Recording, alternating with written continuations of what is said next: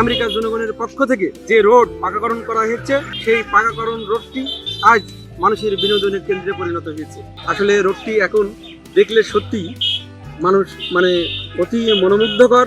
আজ মানুষ এখানে এসে প্রাকৃতিক যে সৌন্দর্য, রোডের দুই ধারে বিস্তর সবুজ প্রকৃতি, মাঠ, গাছের বাগান, মৎস্য চাষ হচ্ছে, সেগুলো দেখে আসলে মানুষ কিছু সময়ের জন্য হলেও নিজের মাঝে প্রাণ যেন ফিরে পাচ্ছে।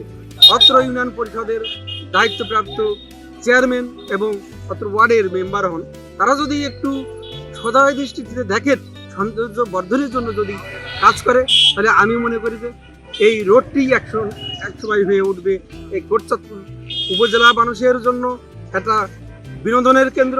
সে আন্তর্জাতিক দিবস হোক, বাংলাদেশের বিভিন্ন দিবস হোক, ধর্মীয় যে দিবসগুলো হোক, সেই দিবসগুলোর মতো যে একটা স্পট বিনোদনের জন্য যে স্পট, সেই স্পটটা কিন্তু আমাদের কোটচাঁদপুর থানার ভিতরে নাই।